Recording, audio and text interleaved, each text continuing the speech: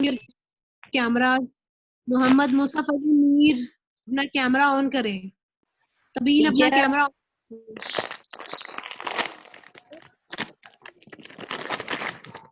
Mic off रखें और अपना कैमरा ऑन रखें। टीचर जी सुन रही हूँ मैं। मुसफ़ बताएं।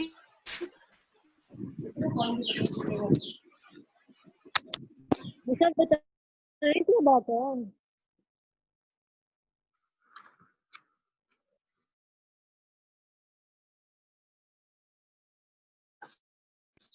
टीचर क्लास 7 अगर हम काम करने लगे एक्सरसाइज 11B स्टार्ट। जी सुन रही हूँ मैं।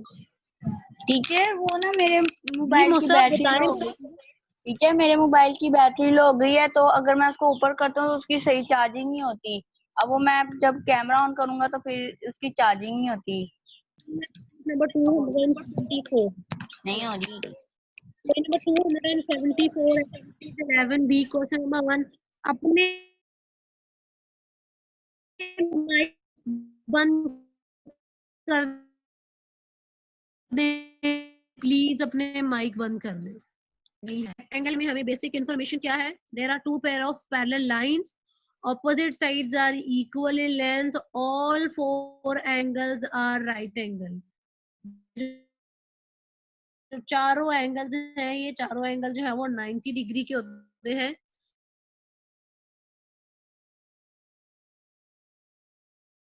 दो डायगोनल होते हैं। डायगोनल वही होगा वही डायगोनल होगा, उसके अलावा डायगोनल ईच अदर यानी कि डायगोनल एक दूसरे को दो बराबर हिस्सों में तकसीम करते हैं। ये हमें रेक्टेंगल के बारे में बेसिक इन्फॉर्मेशन है। अब हम 11B का पहला क्वेश्चन स्टार्ट करने लगे हैं। ए पार्ट उन्होंने आपको दिया हुआ है कि ये आपको एक रेक्टेंगल बना दी हुई है। क्वेश्चन के स्टार्ट में उसने आपको कह दिया था कि ये जो शेप है ये एक रेक्टेंगल है। रेक्टेंगल है जी A B C and D. एक डायगोनल ड्रॉ हुआ, ऑपोजिट साइड को ज्वाइन करने वाला एक डायगोनल ड्रॉ हुआ। दिस इज 8 डिग्रीज 54 डिग्रीज और ये आपके पास बी है। ये आपके पास शेप है। आपने अननोन की वैल्यू फाइंड आउट करनी है। अननोन हमारे पास है ए और बी। क्योंकि ये रेक्टेंगल है तो इसके अंदर दो पेयर ऑफ पैरेलल लाइंस होंगे। ऑपोजिट साइड्स की लेंथ आपस में इक्वल होंगी और हर कॉर्नर पे टोटल एंगल कितना बन रहा होगा 90 डिग्री का। इसका मतलब है कि ए और 54 अगर मैं दोनों को ऐड करूं तो मेरे पास जो एंगल कितना बन रहा होता है 90 डिग्री का। यहाँ से सोल्यूशन स्टार्ट हुआ है। ए और 54 दोनों को ऐड करें तो आंसर कितना आना चाहिए 90। 54 is being added on the left side of equation, so on the other side it will be subtracted। 10 minus 4 is 6 and 7 minus 5 is 2। तो ए की वैल्यू आपके पास कितनी आ गई 26 डिग्री। अब आप देखें क्योंकि ये दोनों ऑपोजिट हैं और आपस में पैरेलल भी हैं तो ए और बी आपस में हो जाएंगे opposite angles. Opposite angles are equal. Chapter number 10 use हो रहा है यहाँ पे। ए और बी दोनों इक्वल होंगे because these are opposite angles. Opposite angles हो तो बराबर होते हैं, तो इसका मतलब है कि बी की वैल्यू भी 26 डिग्री ही होगी जो ए की वैल्यू है। This is your exercise 11B question number 1 का ए पार्ट। क्वेश्चन नंबर 1 के ए पार्ट में लिखा है और रेक्टेंगल की हमने फर्स्ट रेक्टेंगल ली है। रेक्टेंगल के बारे में हमें पता है कि जी ऑपोजिट लाइंस आपस में पैरेलल होती है, तो मैंने पैरेलल के लिए एरो शो किया है। हर कॉर्नर पे एंगल 90 डिग्री होता है। इसका मतलब है ए और 54 दोनों को ऐड करूं तो 90 डिग्री आना चाहिए। 54 is being added on the other side, it will be subtracted, and after subtraction you will get the value of a to be 26 degrees. Now you can see this is the diagonal because this is joining a and c which were two opposite words. This is hence AC is the diagonal. Because AB is parallel to DC, hence B and A will be opposite angles and opposite angles are equal in measure. Reason आपने यहाँ लिख देना है क्योंकि ये opposite angle है। ये angle का साइन है, क्योंकि मैं एंगल्स कह रही हूँ तो मैंने आगे एस लिख दिया। बी और ए आपस में इक्वल होंगे क्योंकि ये ऑपोजिट है। क्योंकि ए की वैल्यू 26 है, इसका मतलब है कि बी की वैल्यू भी क्या होगी 26। दो ही अननोन थे ए और बी, मैंने दोनों की वैल्यू फाइंड आउट कर ली है। ये आपका कंप्लीट सोल्यूशन है 11B क्वेश्चन नंबर 1 के ए पार्ट का कंप्लीट सोल्यूशन है। इसका स्क्रीनशॉट ले लें ताकि आपको आसानी रहे। Now I am going towards my B part. B part में देखें आपके पास एक रेक्टेंगल ही ड्रॉ हुई है। रेक्टेंगल टीचर एक बार फिर से दिखाएं। क्योंकि हमने क्वेश्चन नंबर 1 की स्टेटमेंट में उसने हमें कह दिया कि यहाँ पे आपको सिर्फ रेक्टेंगल, इसका स्क्रीनशॉट ले ले। चलिए लिया। करें मुझे वो सही नहीं है। Exercise 11B question number 1 B part हम देखने लगे हैं।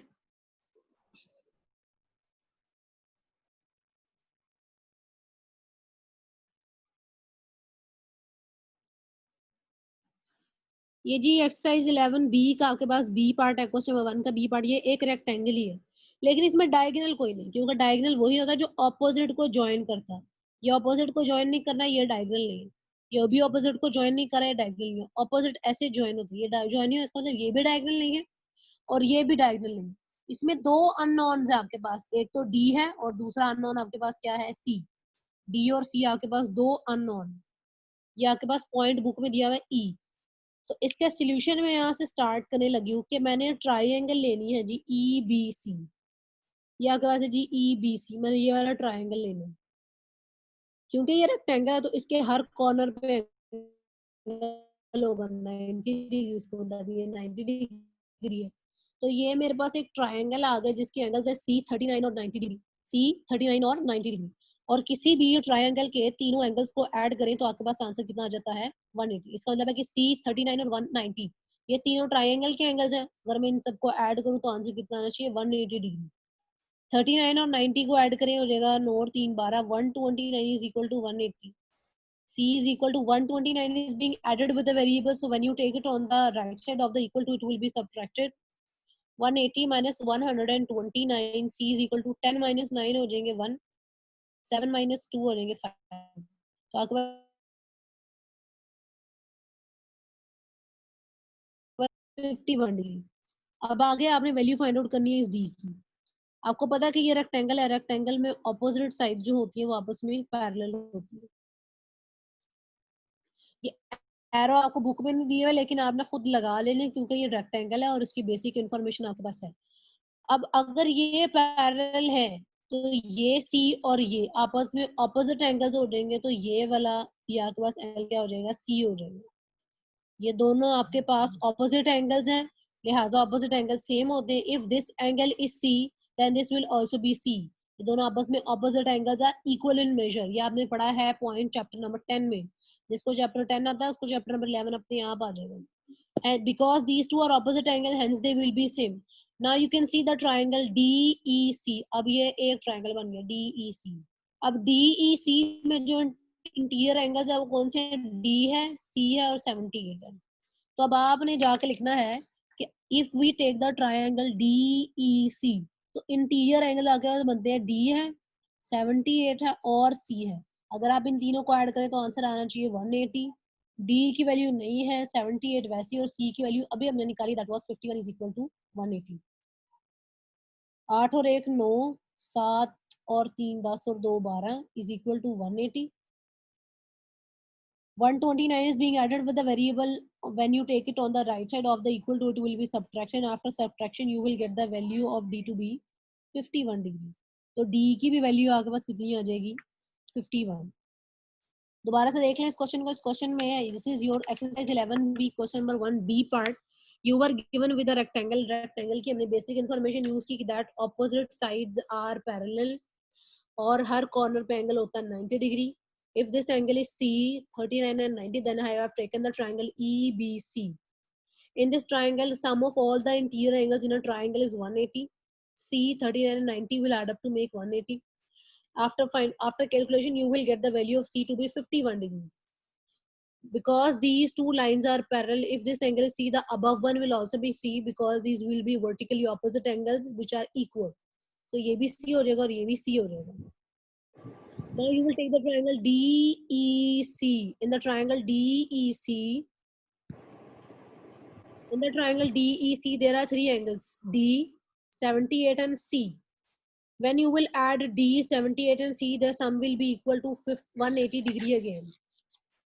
क्योंकि DEC triangle लेंगे तो D, 78 और C ट्राइंगल के angle they will add up to make 180 degree. 78, the value of C was 51. When you will add it, it will be 129, which is being added with the variable. When you will take it on the right side of the equal to, it will be subtracted, and after subtraction, the value of D will be 51. दो unknown थे आपके पास इस question में, एक C था और एक D था, दोनों की वैल्यू आपके पास आ गई 51. मैं आपको क्वेश्चन शो करती हूँ. If you want to take the screenshot तो स्क्रीनशॉट ले लें, अदरवाइज इसको एक बार देख लें. Exercise 11B question number 1B part. ये क्वेश्चन नंबर एक की भी दिखा दें हमें एक दफा फिर से.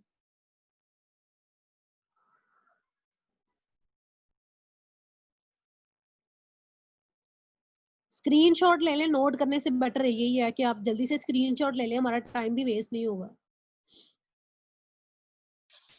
एक्सक्यूज मी टीचर, मेरे पास ही अब इसी का काम दोबारा से स्टार्ट. Excuse me teacher. जी जी सुन रहे हैं. टीचर ये कौन सा क्वेश्चन नंबर है?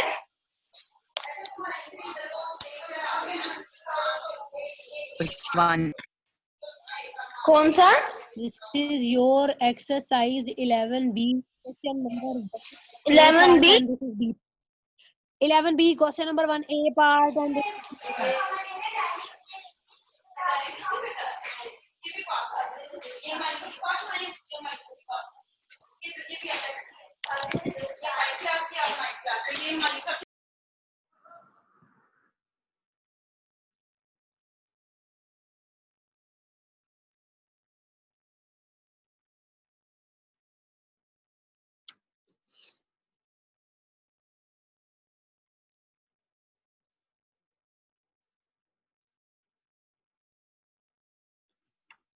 जी. अब आप आ जाए एक्सरसाइज 11B क्वेश्चन नंबर 2 के ऊपर. This is your exercise 11B question number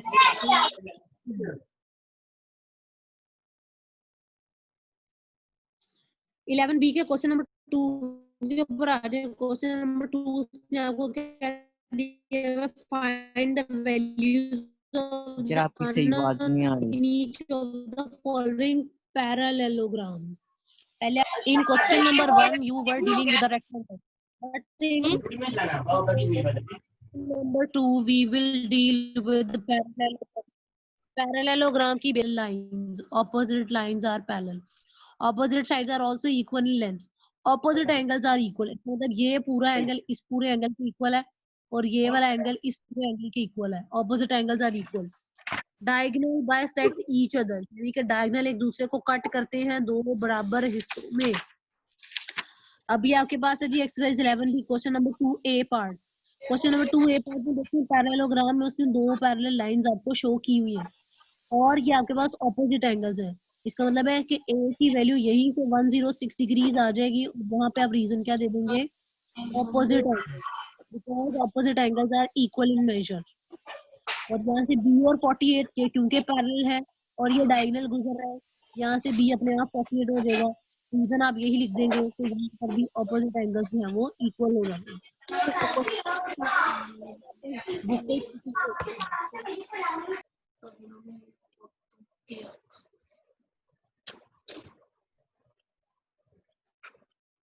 This is your question number 2A part. You were given with a parallelogram. आपको पता है कि parallelogram होते हैं. A और 106 दोनों आपस में opposite है, hence they will be equal. So A की वैल्यू 106 आ जाएगी. रीजन ये दोनों भी opposite हो जाते हैं तो B की वैल्यू कितनी आ जाएगी? 48, because these are opposite angles. तो क्वेश्चन नंबर 2 का A पार्ट यहीं पे खत्म हो जाता है. ये बुक पे ही हो जाएगा, लेकिन आपने कॉपीज पर करना है, आपने बुक पे करके नहीं छोड़ देना, आपने कॉपीज पर भी करना है. Now I am writing question number 2B part. Question number 2B part अगर आप देखें तो आपके पास एक पैरेललोग्राम है जिसमें आपके पास दो अननोन है.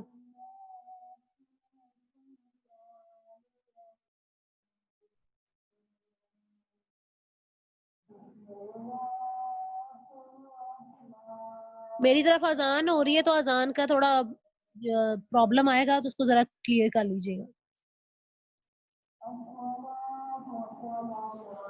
This is your exercise 11 11B question number 2B part, ये आपके पास एक पैरेललोग्राम है. Opposite lines are parallel and equal in length. You are given with 5C, 4C and 2D. अगर ये दोनों आपके पास पैरेलल लाइंस है, सोल्यूशन स्टार्ट होने लगा है, गौर से देखें. अगर ये दोनों आपके पास पैरेलल हैं तो 5C और 4C इंटीरियर एंगल्स हो जाएंगे. और जब आप इंटीरियर एंगल्स को ऐड करते हैं तो आंसर कितना आ जाता है? 180. बिकॉज ये दोनों पैरेलल हैं, इसका मतलब है कि 5C और 4C इंटीरियर एंगल्स हो जाएंगे. रीजन आप लिख देना क्योंकि ये इंटीरियर एंगल्स हैं.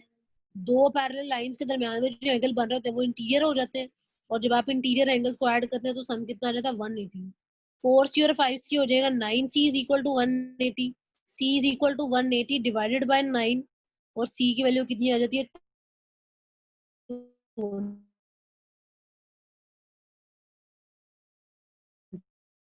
20 डिग्री. ये आ गई आपके पास C की वैल्यू. 6 और 5C इंटीरियर एंगल्स हो जाएंगे and interior angles add up to make 180 degree. 4C and 5C is equal to 9C. 9 is being multiplied with a variable, so when you will take this 9 on the other side, it will be divided. And after division, you will get the value of C to be 20 degrees.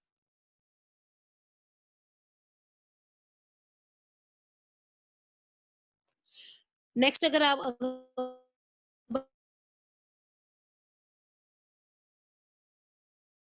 आप देखें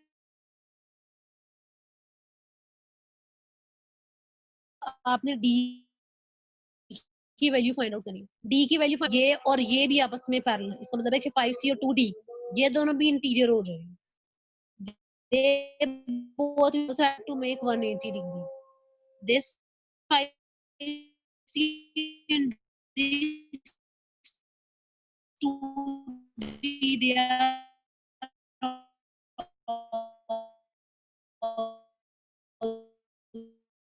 also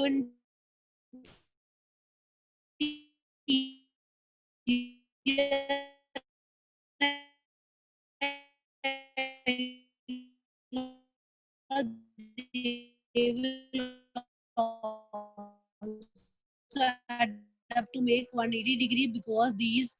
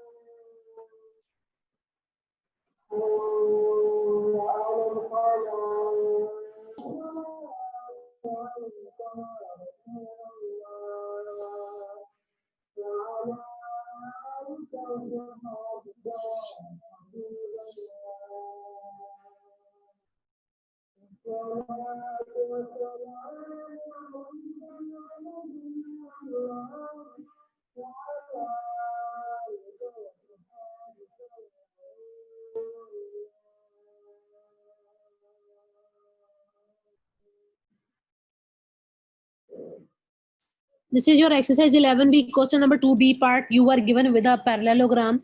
In parallelogram, opposite sides are equal in length and also they are parallel. If these two lines are parallel, then 5C and 4C, these two are interior angles. So interior angles add up to make 180 degree. 5C and 4C is equal to 9C. 9 is being multiplied with the variables. On the other side, it will be divided and you will get the value of C to be 20 degree. Next, you want to find out the value of this D. There are many methods to find out. आप यहाँ से कह देंगे जी 2D और 4C दोनों opposite है, लिहाजा equal होंगे. 2D और 4C दोनों को इक्वल रख लें तो भी वैल्यू आ जाएगी. यहाँ से आप कह देंगे 2D और 5C दोनों इंटीरियर एंगल्स है क्योंकि ये और ये पैरेलल है. तो 2D और 5C दोनों आपस में इंटीरियर हो जाएंगे. They will add up to make 180 degree. दूसरा तरीका ये है. तीसरा ये है कि अगर आप कह देंगे 5C ये है और ये भी 5C होगा तो 2D और 5C ये दोनों भी इंटीरियर एंगल्स हो जाएंगे. And they both will add up to make 180 degree. मुझे सबसे आसान ये लग रहा था कि मैं 2D और 5C को जो सामने एंगल्स पड़े हुए इन दोनों को आपस में इंटीरियर एंगल्स कह दूं. तो मैंने कहा कि जी because these two are interior angles तो they will add up to make 180 degree. Reason आप में लिख देना कि जी इंटीरियर एंगल्स है. The value of it will be subtracted. After subtraction, you will get the value of 2D to be 2D to be 180. Sorry, 80 degrees. 2 is being multiplied with the variables. So on the other side, it will be divided, and after division 40. Screenshot लेना. This is your exercise 11B, question number 2B part. और इसका बाकी हिस्सा जो है वो ये है.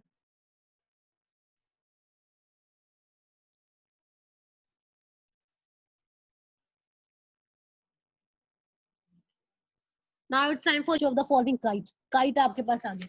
Kite के बारे में बेसिक नॉलेज आपके पास क्या था कि opposite sides में भी पैरेलल हो भी सकती है, नहीं भी हो सकती. There are two pair of equal adjacent sides. बाकी सब में हमारे पास पैरेलल थी, लेकिन इसमें हमारे पास क्या है, इक्वल. दोनों छोटी लेंथ आपस में बराबर होती है, दोनों बड़ी लेंथ आपस में बराबर होती है. Diagonals cut each other at right angle. Diagonal एक दूसरे को 90 डिग्री के ऊपर कट करते हैं. डायगोनल एक डायगोनल बाइसेक्ट करता है इंटीरियर एंगल को. जो बड़े वाला डायगोनल है वो अपने इंटीरियर एंगल को बाइसेक्ट करता है, यानी कि अपने एंगल को दो बराबर हिस्सों में डिवाइड कर देता है. 11B question number 3 A part पे अगर आप आ जाए तो क्वेश्चन नंबर 3 का ए पार्ट कुछ यूं ड्रॉ हुआ है.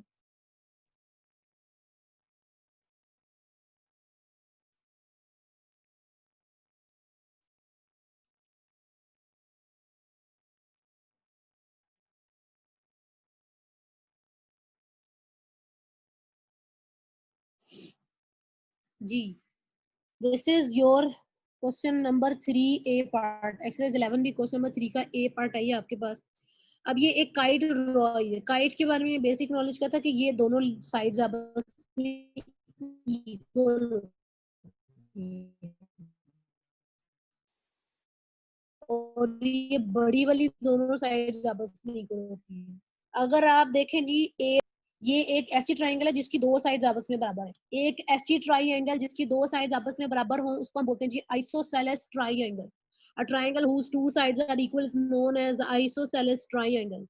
आइसोसेलेस ट्राइंगल में दो लाइंस बराबर होती हैं, दो साइड्स बराबर होती हैं और दो एंगल, बेस एंगल भी बराबर होते हैं. जो दो साइड्स बराबर होगी उसके अलावा जो थर्ड साइड रह जाएगी, उस थर्ड साइड के एजेस पर बनने वाले दोनों एंगल आपस में क्या होते हैं, इक्वल होते हैं. ये आइसोसेलेस ट्राइंगल है. 11A स्टार्ट करने से पहले हमने आइसोसेलेस ट्राइंगल के बारे में पढ़ा था. जो दो लाइंस बराबर हो गई हैं उसके अलावा जो थर्ड साइड है उसके दोनों एजेस पर बनने वाले एंगल्स आपस में इक्वल होते हैं. If this angle is A the other one will also be A. आपने यहाँ पे लिख देना है सॉल्यूशन में, triangle ADC is an isosceles, SCELES triangle. Spelling अपने अपने आई है, very bad in spelling. So isosceles triangle. Isosceles triangle में because it's also a triangle, so when you will add up all the three angles on a triangle, their sum will be equal to 180 degree. A and A makes 2A 100 is being added on the other side, it will be subtracted. 2A is equal to 80. A is equal to 80 divided by 2. ये 80 लिखा हुआ है. A is equal to 90 degree. तो A की value आपके पास कितनी आ गई, 90. A की वैल्यू कितनी आ गई, 90. हमने क्या यूज किया है कि जो काइट होती है उसमें दो छोटी साइड्स आपस में बराबर होती है, दो बड़ी साइड्स आपस में बराबर होती है. अगर ये दो छोटी साइड्स आपस में बराबर है तो ये एक आइसोसेलेस ट्राइंगल बन जाते हैं जिसकी दो साइड सेम होती है. तो जो थर्ड साइड रह जाती है उसके एजेस पर बनने वाले दोनों एंगल्स एक जैसे होते हैं. This is A, then other will also be A. तो a plus 100 sum of angles in a triangle is 180 degrees. 100 is being added on the other side, it will be subtracted. A plus A is 2A, 2 is being multiplied with the variable on the other side, it will be divided and your value of A is 90 degree. Now you want to find the value of this B. अब इस B में ABC दोबारा से एक ऐसी triangle बन गई जिसकी दो साइड्स आपस में बराबर है. इसका मतलब है कि थर्ड साइड के एजेस पर बनने वाले दोनों एंगल आपस में क्या होंगे, इक्वल होंगे. अगर ये 61 है तो ये भी 61 होगा. 61 plus B, sum of angles in a triangle. 61 plus B will equal to 180 degree. ये हमने ट्राइंगल कौन सी ली है, ABC is an isosceles,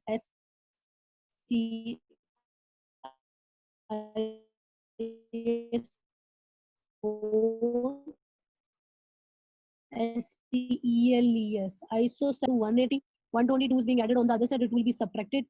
10 minus 2 is 8, 7 minus 2 is 5, 58. B की वैल्यू कितनी आ जाएगी? 58. आपके पास A की वैल्यू आई 90 और B की वैल्यू कितनी आ गई? 58. This was your question number 3 B part. This was your question number 3 A part, sorry. इसका स्क्रीनशॉट लेना है तो स्क्रीनशॉट ले लें. क्वेश्चन नंबर 3 का A part है. You were given with the two unknowns A and B. This shape was kite. Rest of this part is on the next page, on which you have find out the value of B to be 58. Next, this is your question number 3B part. ये B part है. इसमें आपके पास एक और triangle आ गई है, एक और काइट आ गई है. सॉरी, ये काइट कुछ ऐसे ड्रॉ हुई है.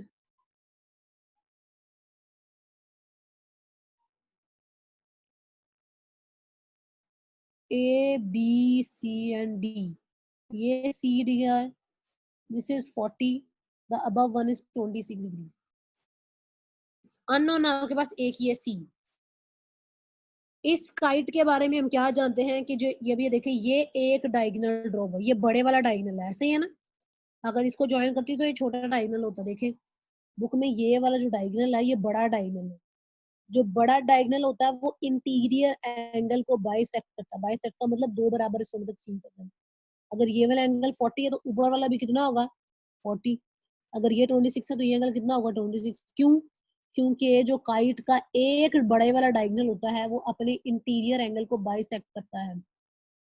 बाइसेक्ट यानी दो बराबर हिस्सों में. अगर ये 40 है तो ऊपर वाला भी बराबर 40 होगा. अगर ये 26 है तो नीचे वाला बराबर 26 होगा.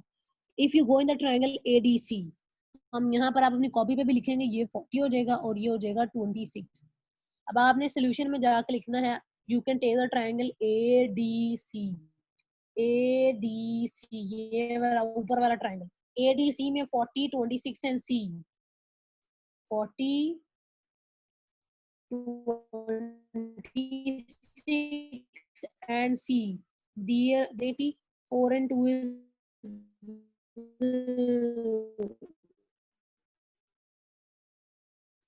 4 और 2 6 plus C is equal to 180. 66 is being added on the other side, it will be 1 and 1. तो C की वैल्यू आपके पास कितनी रहती है? 144. This is your exercise 11B, question number 3B part. Screenshot ले लें, स्क्रीनशॉट ले लें. जो नोट कर रहे हैं नोट कर लें. इसमें हमने सिर्फ एक ही बात यूज की है कि क्योंकि ये बड़े वाला डायगोनल है, फुल पार्ट्स में डिवाइड करेगा. If the lower angle is 40, then above one will also equal to 40. If the upper angle is 26, then the lower one will also be 26. Then we have taken the triangle ADC, in which we were given with the three interior angles 40, 26 and C. So these are three angles in a triangle. Sum of angles in a triangle is 180, and you get the value of C to be 114 degrees. आज आपने किया है जी exercise 11B start. 11B start का this was your question number 1A part. This was question number 1B part. ये B part का बाकी हिस्सा था. This was your question number 2A part. A part हमने बुक की सॉल्व कर लिया था. B पार्ट के लिए हम अपनी कॉपी पर आ गए थे. This is your question number 2B part. इसका एक हिस्सा हमारे नेक्स्ट पेज पर है. Next we had question number 3A part.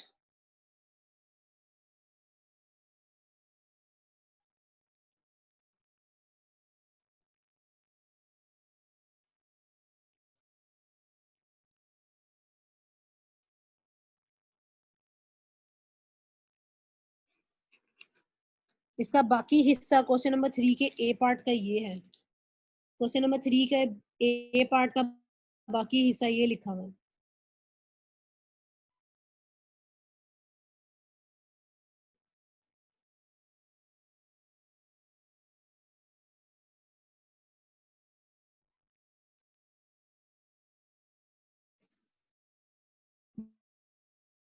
ये क्वेश्चन 3 का बी पार्ट था, ये इतना ही है, इसका कोई अगला ऐसा नहीं। Can start our question answer session.